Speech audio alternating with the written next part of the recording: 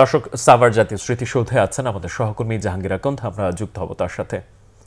জাহাঙ্গীর, স্মৃতিসৌধে এখন পর্যন্ত কারা কারা শ্রদ্ধা জানিয়েছেন আর তারা কি অভিব্যক্তি জানিয়েছেন? মাহমুদ, ভোরের আলো ফোটার সাথে সাথেই মহামান্য রাষ্ট্রপতি জাতির শ্রেষ্ঠ সন্তানদের প্রতি বিনম্র শ্রদ্ধা জানিয়েছেন। মহামান্য রাষ্ট্রপতি শ্রদ্ধা নিবেদনের পর প্রধান উপদেষ্টা ডক্টর মোহাম্মদ ইউনূস শ্রদ্ধা জানান জাতির সূর্য সন্তানদের প্রতি, জাতির শ্রেষ্ঠ সন্তানদের প্রতি।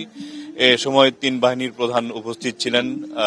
বিগলে সুর বেজে উঠেছে এবং তিন বাহিনী প্রধান বিচারপতি সহ সরকারের বিভিন্ন গুরুত্বপূর্ণ ব্যক্তিবর্গ এ সময় উপস্থিত ছিলেন, উপদেষ্টারও উপস্থিত ছিলেন।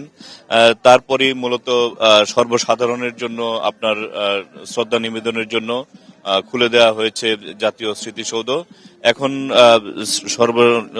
সর্বসাধারণ শ্রদ্ধা জানাচ্ছে জাতির শ্রেষ্ঠ সন্তানদের প্রতি, বিনম্র শ্রদ্ধা জানাচ্ছে বিভিন্ন রাজনৈতিক দল, বিভিন্ন সামাজিক সাংস্কৃতিক সংগঠন। তো শ্রদ্ধা কিছুক্ষণ আগে উপদেষ্টারও শ্রদ্ধা জানিয়েছেন। তখন উপদেষ্টা রিজওয়ানা হাসান সাংবাদিকদের সাথে কথা বলেছেন। তিনি যেটি বলছেন যে নির্বাচনের মাধ্যমে নতুন করে বাংলাদেশ গণতন্ত্রের পথে যাত্রা করবে এবং সেই যাত্রা সুদৃঢ় হবে বলে তিনি আশাবাদ ব্যক্ত করেছেন। এবং একটা নির্বাচনকে ঘিরে একটা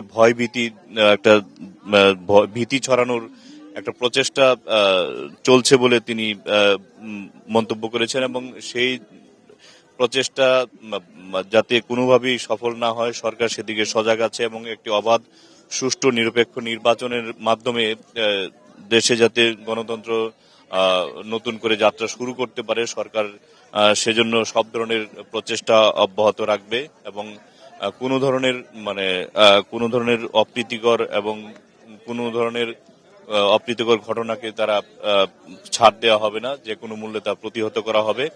তো এখন পর্যন্ত আর কিছুক্ষণ পরে বিএনপি সহ বিএনপির অঙ্গ সংগঠন জাতীয় স্মৃতিসৌধে বীর শহীদদের প্রতি, জাতির শ্রেষ্ঠ সন্তানদের প্রতি শ্রদ্ধা জানাবে। বিএনপির মহাসচিব মির্জা ফখরুল ইসলাম আলমগীরের নেতৃত্বে এখন বিভিন্ন সংগঠন, সামাজিক সংগঠন, রাজনৈতিক দল শ্রদ্ধা জানাচ্ছে।